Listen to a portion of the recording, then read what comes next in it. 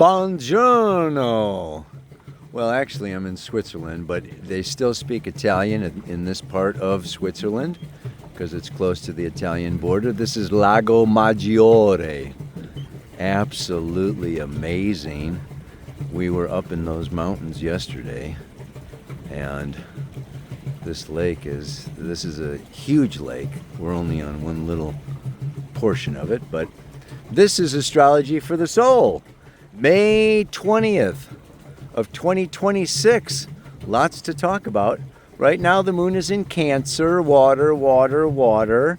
Okay, right? And we've got Venus in Cancer, water.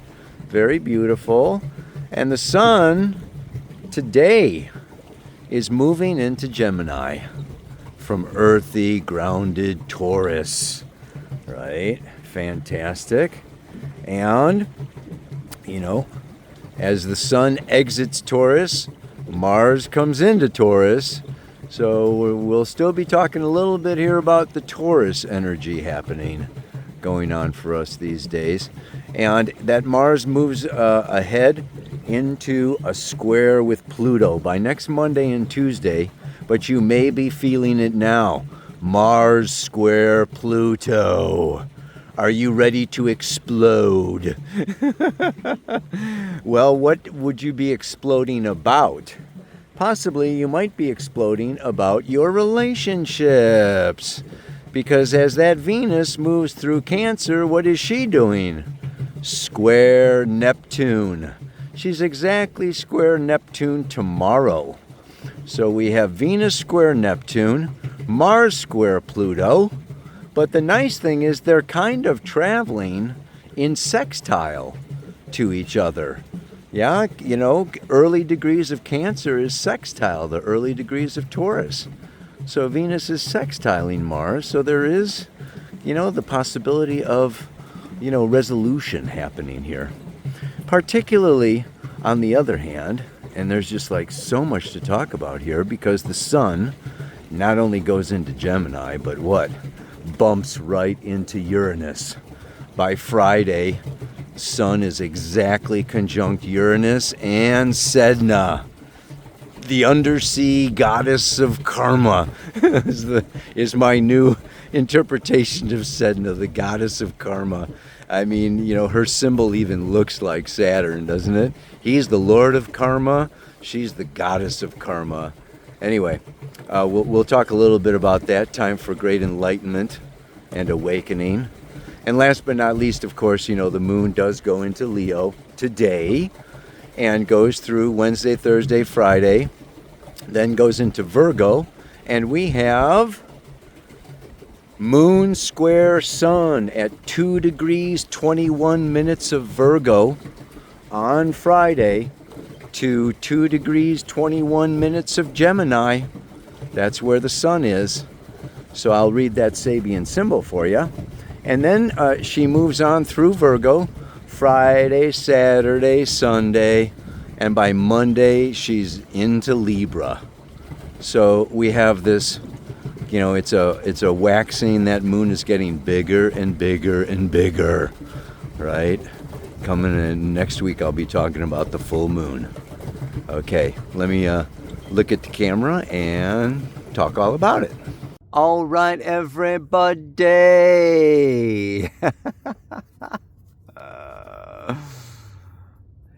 Sitting out here on my little paddle boat. Could you hear the paddle in the beginning there?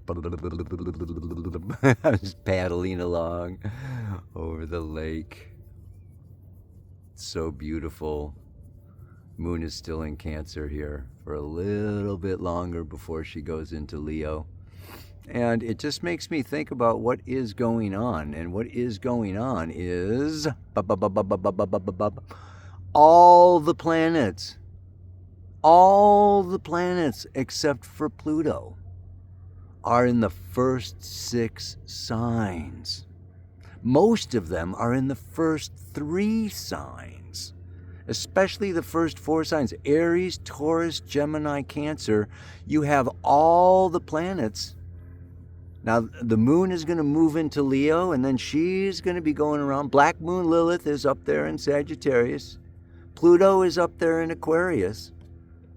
But you talk about Neptune, Saturn, Chiron, Sun, Mercury, Mars, Venus, Jupiter. They're all in these first 4 signs. And that's why we're talking about this time. And, and even back in February, there was the Saturn-Neptune conjunction starting a new 35-year cycle in the sign of Aries. And it has to do with creating a new relationship to ourselves. This is a time period where we really need to step into a relationship with ourself.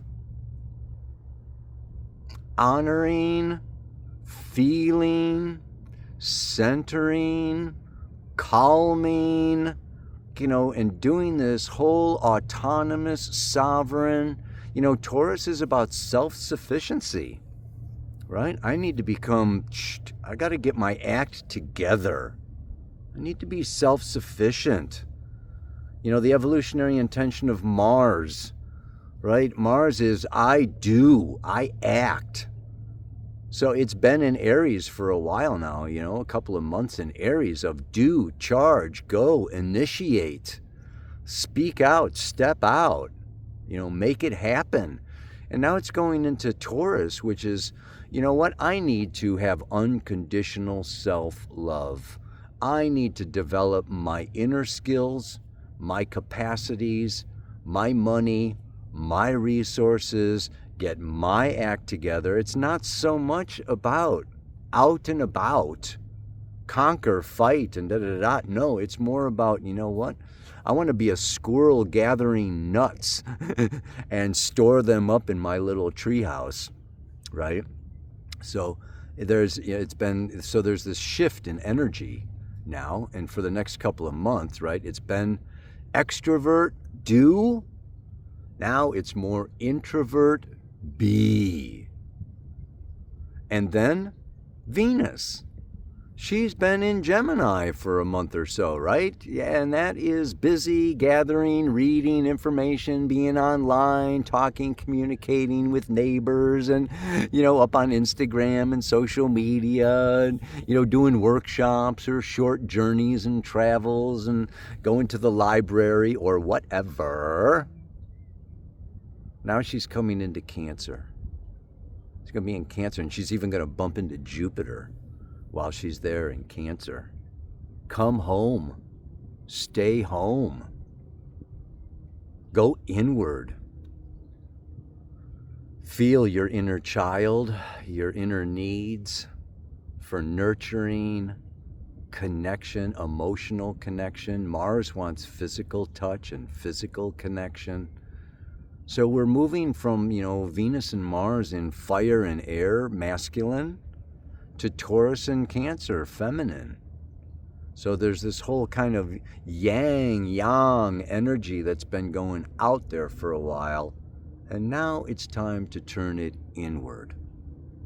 Now, the tricky part about that is that we're not alone. We don't live in a vacuum. We actually, and part of our evolutionary growth process, intention, is that we are fulfilled in, with, and through relationship to others and the outside world.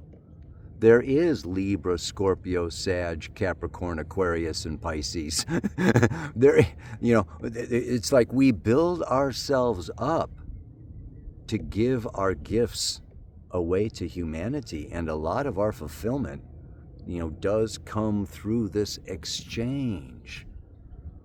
So we can be going in, and we can be sovereign and autonomous and, in our center and in our core, but that may get disturbed.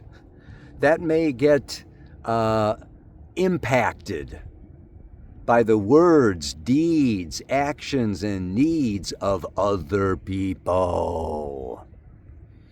And so Mars in this square to Pluto, Pluto's in Aquarius. This is the needs of the many, of the collective, of the future, that we need to step up into social roles and social positions to bring in a new paradigm and to share, our unique visions of the future. So there's this Pluto in Aquarius is calling us out of our cave, out of ourselves, out of our selfishness and narcissistic self-centeredness and and it's like, the world needs teachers, healers, therapists, creative artists, whatever. It's like,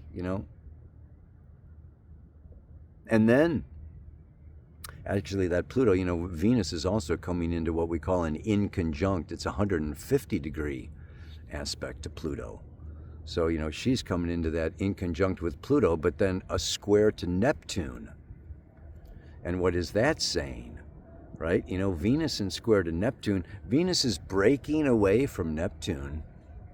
And that Venus-Neptune is, first of all, the innocent, idealistic child that is naive within us, thinking that love is simple and uncomplicated and dreamlike and and can kind of take for granted that our partners and other people have the same values, the same needs, the same goals, the same desires that we do. That there is no differentiation, there is no individualization. Neptune is, we're all just one. So this Venus-Neptune, that was probably like 3 months ago.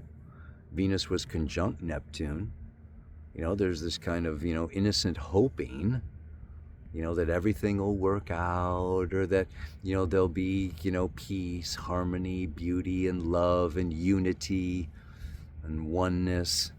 But now this breaking free, this breaking out, Venus breaking away from Neptune is saying, no, it's not like we're all the same, or that we're all one. What we have to learn is how to love and have tolerance and acceptance and forgiveness for all these others, no matter how intimate or distant the relationship, whether it's an acquaintance, or a lover, or a family member, or an old friend, there is this sense that, oh man, this person, that person, my partner, my lover, my child, my mother, they're crazy. They don't get me. I don't get them. Don't want to be on the same planet with this person, much less in the same house or the same car. It's the end of innocence. Yeah, Venus, breaking away from Neptune. This kind of oh my God, right? So we're doing this whole kind of thing going on where it's time to be sovereign. It's time to be true to ourselves, but at the same time, to also not forget about or run away from or avoid connection, intimacy. And this is where Uranus, the sun coming around to conjunct Uranus, to conjunct with Sedna in the sign of Gemini. Gemini is ruled by Mercury, Hermes, the god of communication, the messenger of the gods, right? It's talking about it. It's having discussions. It's communication. Every single relationship, whether it's family, business, love relationship, divorce, whatever, every relationship demands communication. And it's really through this communication that we have illumination and new ideas, fresh insights. Okay, it like opens up, we can help each other wake up to what they don't see, to their own unconscious, to their shadow. Give them another perspective. So it's really kind of, being able to have this communication, okay, without it building up. I don't want to talk about this. I don't want to wreck our vacation. I don't want to wreck our dinner. I don't want to, wreck this weekend. I don't want to da-da-da-da. So I'm going to hold back. I'm going to hold in, and I'm not going to say. And then Mars squares Pluto, and the volcano blows. Ka-ba-ba-boom! Everything that we've been suppressing, avoiding, denying, holding in, holding back, just kind of blows up in our face. Yeah? And so the idea here is that, yes, this week can be a time of like sudden illumination, sudden aha moments that come through explosive challenges to our needs, our money, our wealth, our resources, right? That we just have, a different set of, even taste. It's just like, I just want to do that. I like that, right? And the other person goes, that's ugly. Don't buy that, or don't. So there's, Venus is also money. And Venus-Neptune is the end of illusions around money. And if you think that, life is free and you're just, on a free ride somewhere here, there, or other, you may get, awoken somewhat abruptly, okay, that, there is an exchange happening here in the third dimension, and that very little is, in quotes, free. There is trading, there is exchanging, there is this energy, exchange that happens, whether it's money, okay, ideas, touch, love, sensation, we're always exchanging with our environment. And like, I could go fishing here and get a bunch of fish, and then I could exchange those fish for a place to sleep tonight. But what I really like about this week is the Sabian symbol. And that is somewhat what, kind of bore, okay, out this week's mantra. This Sabian symbol is absolutely beautiful. This is the moon squaring the sun from the 3rd degree of Virgo, 2 guardian angels. There is invisible help and protection in times of crisis. Though the consciousness may not yet be able to realize this as a fact, we are surrounded by spirit as fish by water. Angels, divas, and the like are entitized forms of spirit. In a sense, at least, they collectively constitute a realm of existence complementary to humankind. They are specialized fields of energy which are apparently conscious, but not, in quotes, free in a human sense. That is, free to be what they are not.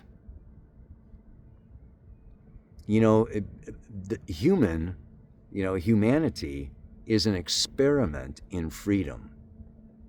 Unlike flowers, rocks, angels, mountains, or fish, right? We are free to not be ourselves.